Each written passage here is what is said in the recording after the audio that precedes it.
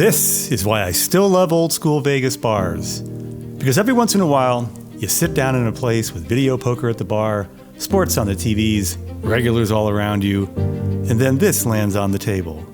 A steak, a real lobster tail, 4 grilled shrimp, a loaded baked potato, vegetables, melted butter, and the whole plate is only $29.95. Now, is this a luxury steakhouse experience?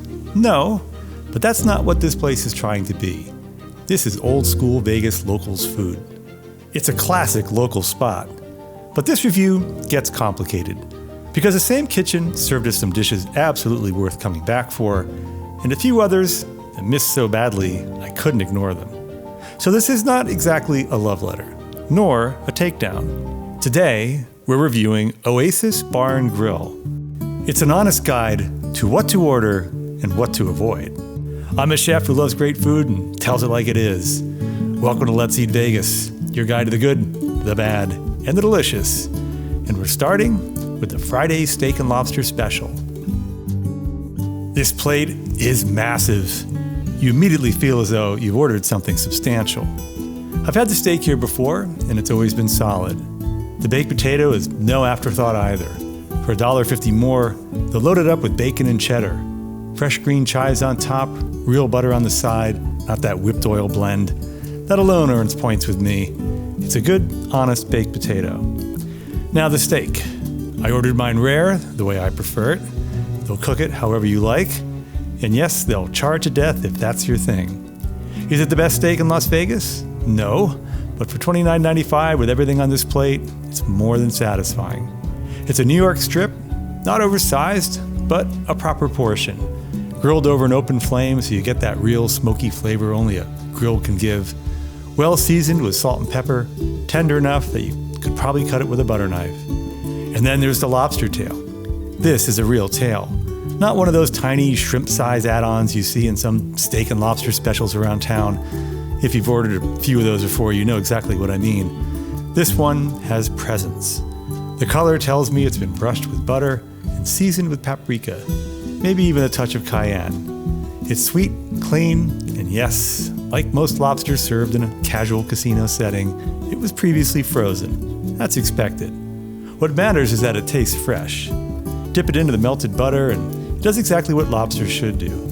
Better than the sometimes freezer-fatigued ones at the Palms Ace Buffet. They also give you 4 good-sized shrimp, grilled with a nice char, then butter, salt, pepper, and just a whisper of garlic. Simple, direct, and done right. So is this a luxury steakhouse experience? No. Is it a satisfying steak and lobster dinner at a very fair price? Absolutely. But here's where Oasis gets tricky. Because the same kitchen that gave us that steak and lobster plate also sent out this burger. Las Vegas has too many good burger spots for this to be acceptable. This isn't just underwhelming. It's, in my opinion, a pretty bad burger. Yes, it's huge. The standard half-pound patty wasn't enough, so we upgraded to the 3/4 pound. It's massive, but all that size does is magnify the problem. I ordered it medium rare. It came out well done. Not a little over. Well done. Dry, gray, lifeless. The beef is extremely lean, and I think that's the mistake. I've said it for years, where there's fat, there's flavor. Lean meat does not make a good burger. It makes a dry one. This patty had almost no juiciness, no richness, no depth. It tasted flat and bland, as though it had a phobia to seasoning. What makes this even more frustrating is that the steaks here are seasoned beautifully, so why is the burger so plain? And then there's the lettuce, an avalanche of it. So much that it overwhelms the bun and everything else.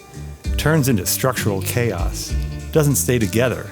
And this isn't the good kind of messy. It's the annoying kind. The kind that falls apart in your hands while you're trying to figure out why you ordered it. Halfway through, I didn't want to finish it. The potato chips had potential. They were over-fried. The oil tasted like it had seen better days, was possibly running too hot. They could have been solid. Instead, they were just okay. In a city packed with great burger locations, this one doesn't compete. It's big, I'll give it that, but big is not enough. Now, after that burger, I needed Oasis to remind me why I like this place. Well, at this point, it should be apparent we aren't simply cheerleaders. So if you like honest food reviews, please share, like, comment, hype, and subscribe. Our trusty Chief Nitpicking Officer, Charles Oliver Peanut, tells me 60% of those watching any YouTube video are not subscribed. So consider hitting that subscribe button. I can't resist a giant pretzel. My grandfather came over from Austria. His family were bakers. From a young age, I learned what a proper Bavarian pretzel should be. Hand-shaped, briefly bathed in lye, baked hot and fast until the crust sets deep brown and glossy. It's simple food, but it carries history. Las Vegas doesn't always get credit for this, but we're lucky there are a handful of places here that take these Bavarian classics seriously. It's massive, set down on the table, still steaming. You can smell the yeast long before it arrives. The crust is beautifully bronzed and scattered with coarse salt. When you tear into it, the interior is soft, light, and tender without being doughy. That texture matters. The pretzel should pull slightly before it yields. It comes with melted cheese sauce and coarse Bavarian mustard. We also asked for traditional yellow mustard, which I grew up with.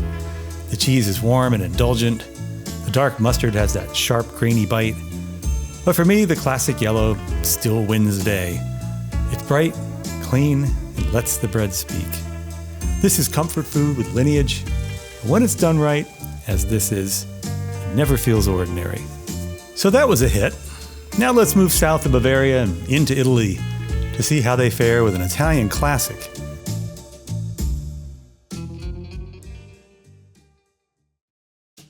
I'm not going to sugarcoat this. This dish was executed poorly. The chicken is overwhelmingly salty, not simply bold or pleasantly assertive.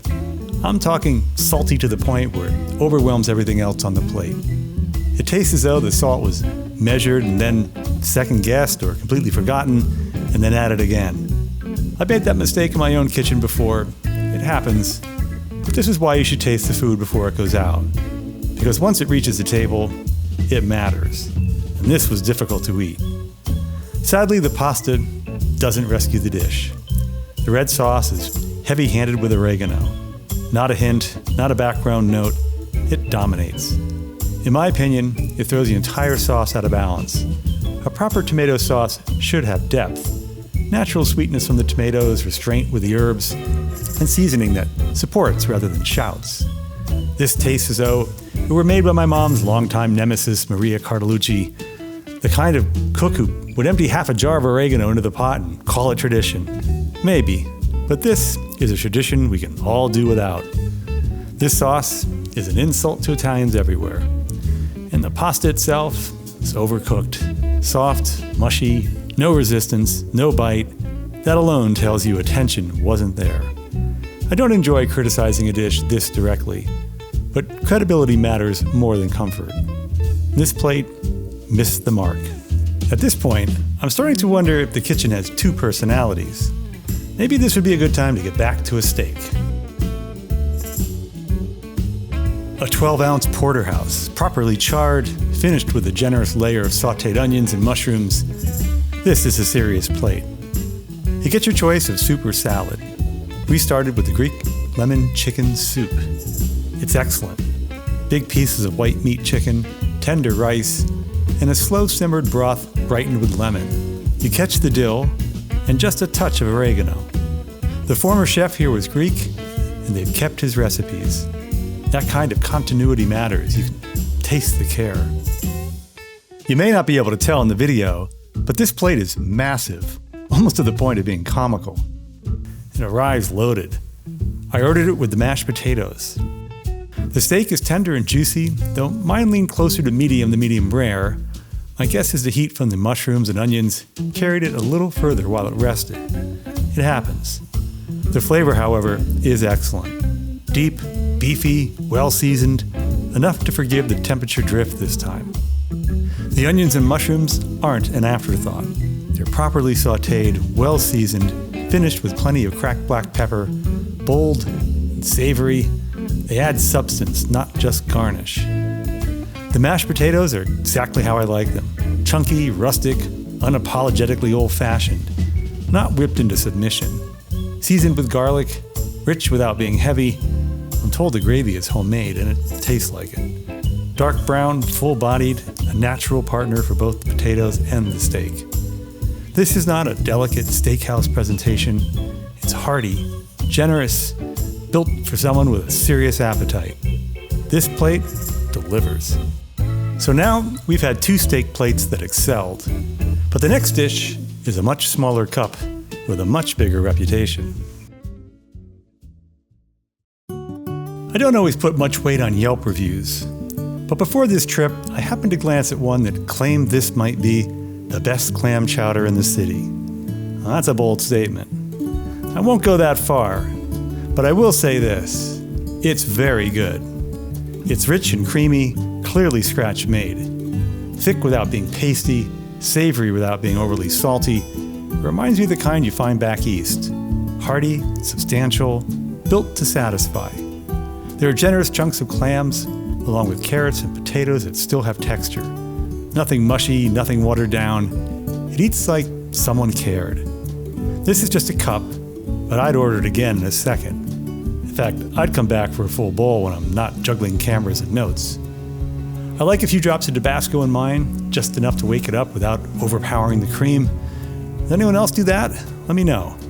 The gentleman next to us ordered a bowl to start and then followed it with fish and chips. That is a smart move. Oh my. I think next time, that's exactly what I'm going to do. And that's what made this review so interesting. Some dishes felt like they belonged in a serious local spot. Others made me ask, what happened here? This sampler plate lands like it's feeding a small army. It has to weigh 5 pounds. Piles of fried food, sauces galore within more cups than you'll ever use. Let's begin with the cheese sauce. It screams straight out of a can, which is not my thing. Well, credit where it's due. These onion rings are hand battered, not the frozen uniform kind that scrape the roof of your mouth. The batter has character, but then the fryer oil ruins it.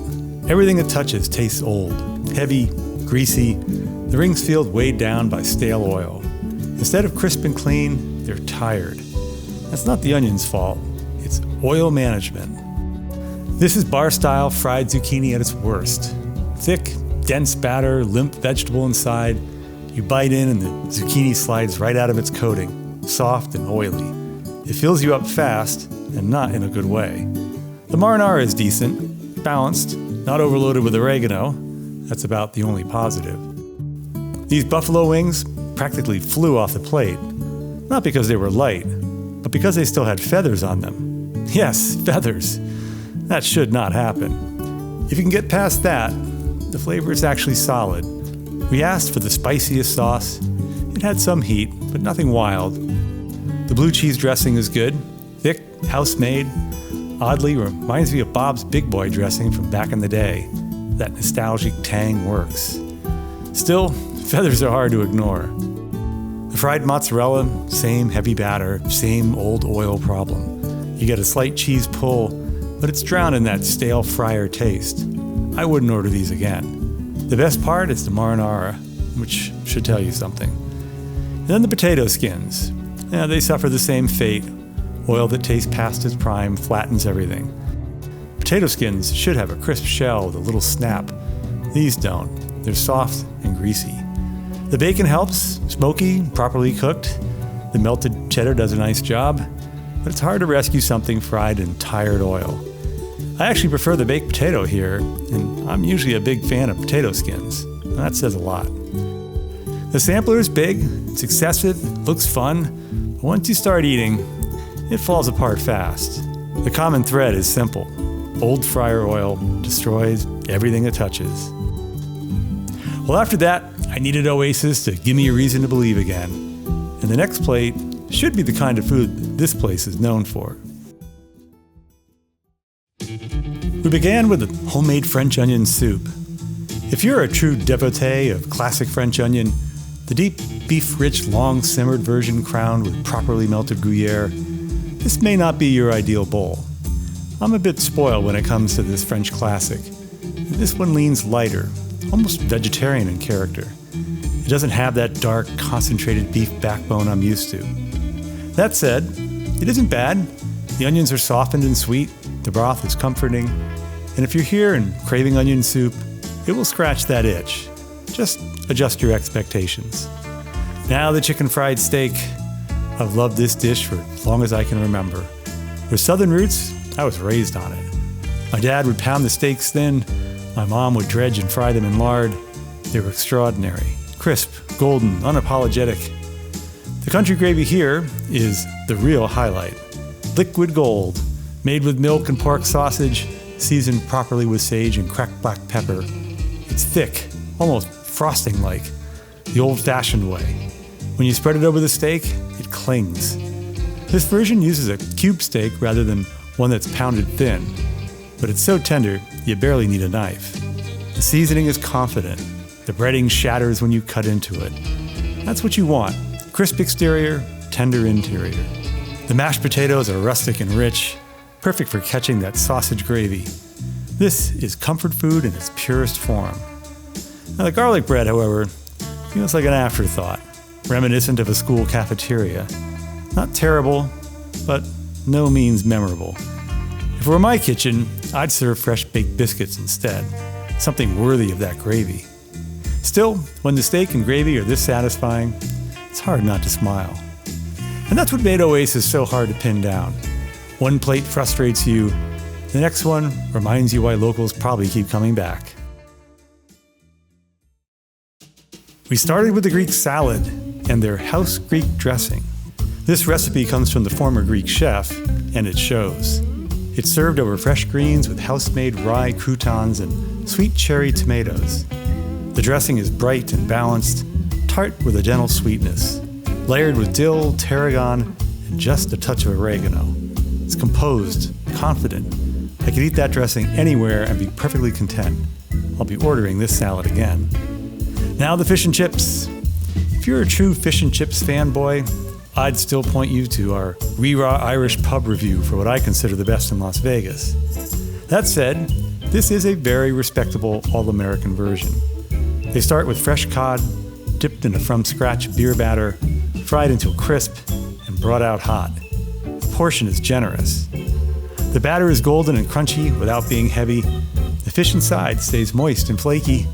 That balance matters. The fries are solid. Good length, crispy exterior, fluffy center. I doubt they're hand cut. Most places rely on frozen triple processed fries these days. I used to make fries from scratch in my restaurant. It's labor intensive. You need someone dedicated to it almost full time. I don't fault anyone for choosing efficiency there. I asked for a side of ranch. It's an extra $1, worth it if you're a dipper. The slaw is fine, fresh, made in-house, but a bit restrained in seasoning. In other words, bland. It could use more punch. The homemade tartar sauce, however, brings everything together. Creamy, tangy, exactly what you want with fried cod. At $16.99, this is a strong value. A large plate, properly fried fish, solid execution. So by now I had a pretty good idea where Oasis was strongest. But before we wrapped up the savory side, there was one more classic plate to check out. The 12-ounce New York strip, an old classic and still one of my favorite cuts. Firm texture, clean beef flavor, a steak that knows exactly what it is. What's your favorite cut? New York, ribeye, filet? Let me know in the comments. It comes with your choice of soup or salad. I chose the salad and asked for both ranch and blue cheese. Both are excellent. The blue cheese wins it for me though. Creamy, balanced, generous chunks of cheese, a whisper of garlic, a crack of black pepper. It coats the greens without drowning them. The salad is simple and fresh. Baby spinach, sweet cherry tomatoes, a little iceberg for crunch. It's a proper opening to a serious plate. And now the steak. Look at that char, real grill marks, that unmistakable open fire flavor you can't fake on a flat top. Good quality beef needs very little. Salt, pepper, heat, and restraint. I ordered it medium rare, and they nailed it. A warm red center, properly rested, juices where they belong.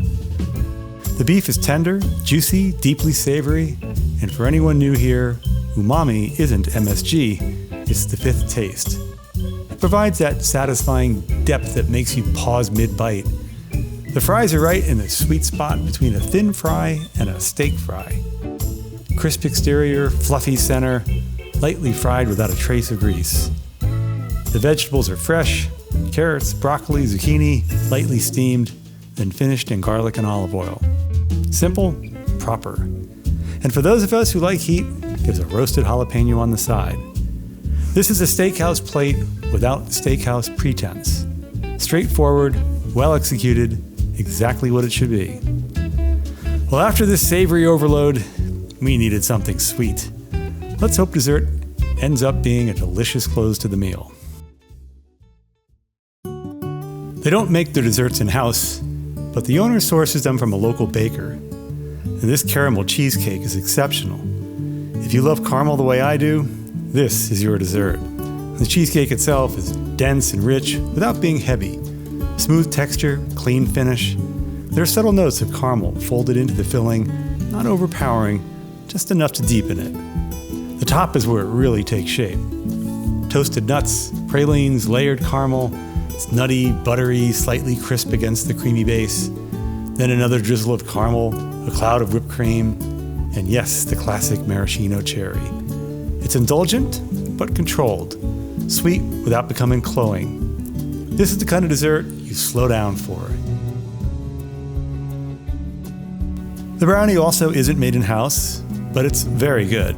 Dense, rich, properly chocolate forward, without tasting artificial. It has that tight crumb you want in a brownie, not cakey, and not dry. The ice cream does its job. Cold, creamy, clean finish. No complaints there. You all know I have a serious sweet tooth. This isn't a reinvented dessert. It's not trying to be clever. It's simply warm brownie, cold ice cream, and that familiar contrast that always works. Oasis is not polished, and it's not trying to be.